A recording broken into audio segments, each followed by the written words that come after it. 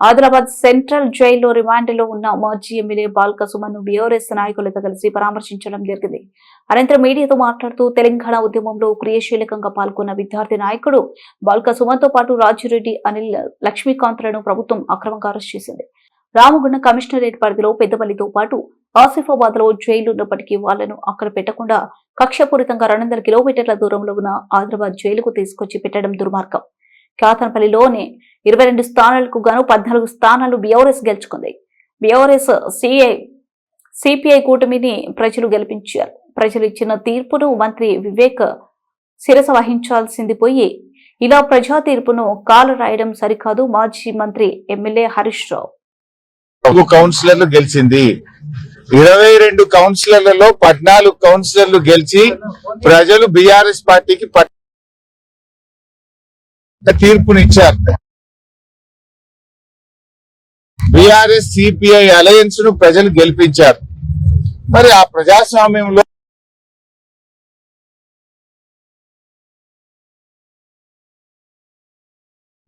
ప్రజా తీర్పును శిరస వహించాలి. మొదటిసారి చైర్మన్ ఎన్నిక జరిగినప్పుడు కావాలని పోలీసులను పెట్టకుండా చైర్మన్ ఎన్నిక జరగకుండా వాయిదా వేసుకొని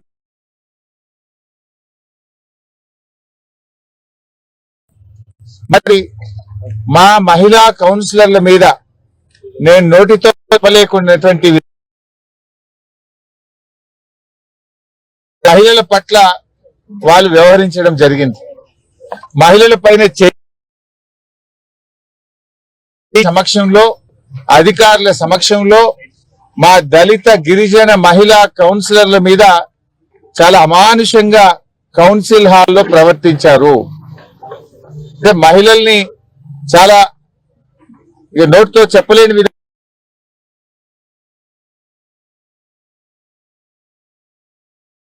ఈ సమక్షంలో ఈ రకంగా జరగొచ్చునా?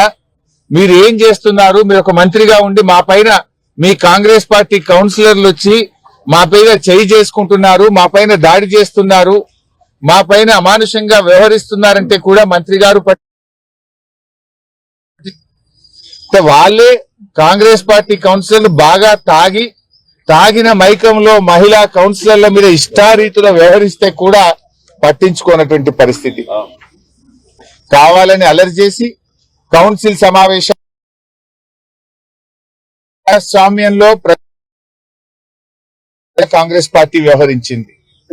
మా 14 మంది కౌన్సిలర్లు కూడా కౌన్సిల్ వాయిదా వేయొద్దు, కోరం ఉంది, మెజారిటీ ఉంది, ఎన్నిక జరపండి అని పట్టుబడితే కూడా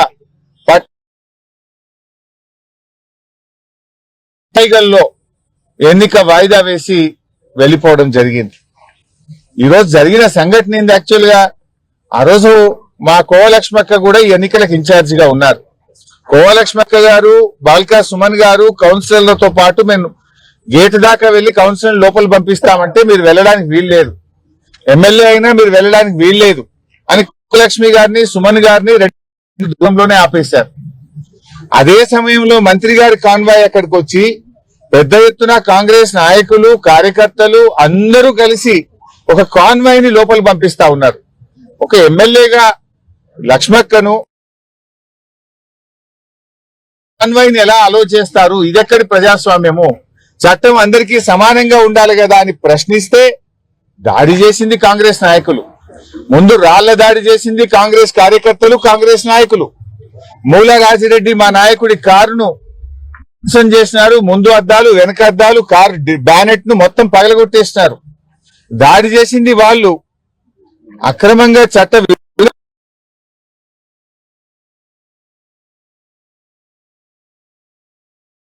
అది కూడా ఎంత దుర్మార్గం అంటే పక్కనే జైలు ఉంది, అదే రామగుండం పోలీస్ కమిషనరేట్ పరిధిలో పెద్దపల్లిలో జైలు ఉంది, పక్కనే ఆసిఫాబాద్ లో జైలు ఉంది. 200 కిలోమీటర్ల దూరంలో ఆదిలాబాద్ లో అంటే మీ నిందాలో జైళ్లలో పెట్టడమో అక్రమ కేసుల ద్వారా ప్రజా తీర్పును కాలరాయగలుగుతారా? ప్రజాస్వామ్యంలో ప్రజా తీర్పును కాలరాసినప్పుడు పెద్ద ఎత్తున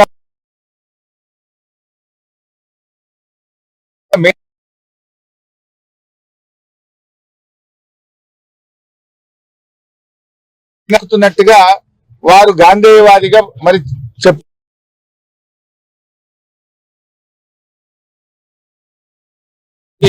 నేను వారిని అడుగుతా ఉన్నా. రాహుల్ గాంధీ గారు దేశంలో ఎక్కడ పోయినా రాజ్యాంగం చేతిలో పట్టుకొని తిరుగు. రాజ్యాంగం ఏమైంది? 14 కౌన్సిలర్లు బీఆర్ఎస్ పార్టీని గెలిపించారు, 7 మాత్రమే కాంగ్రెస్ పార్టీ గెలిచింది. మరి మీ రాజ్యాంగం ఏమైంది? ఈ రాష్ట్రంలో పట్టపగలు రాజ్యాంగం ఉంటే రాహుల్ గాంధీ గారు ఎందుకు స్పందించరు? చెరకదిప్పుతున్న ఈ రాష్ట్ర ఇన్ఛార్జ్ మీనాక్షి నటరాజన్ గారు ఎందుకు స్పందించరు?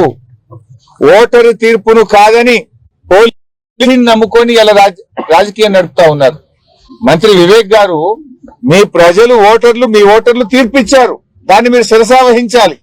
ప్రజా తీర్పును కాలరాసే విధంగా పోలీస్ లాఠీని అడ్డం పెట్టుకొని ఈ రాజకీయం చేయడం ఏంది?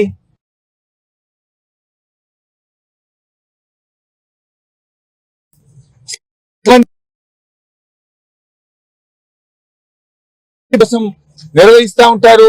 పోలీస్ కవాత్ అనేటువంటిది ప్రజలకు రక్షణ కల్పించడానికి, ప్రజల్లో విశ్వాసాన్ని పెంపొందించడానికి పోలీస్ కవాత్ నిర్వహిస్తుంటారు.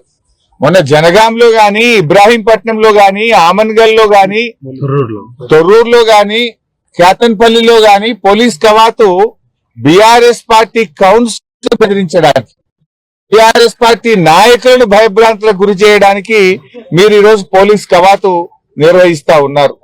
ఇవాళ అన్ని చోట్ల అదే జరిగింది కదా. ఇబ్రాహీంపట్నంలో మాకు స్పష్టమైన మెజారిటీ, మీరు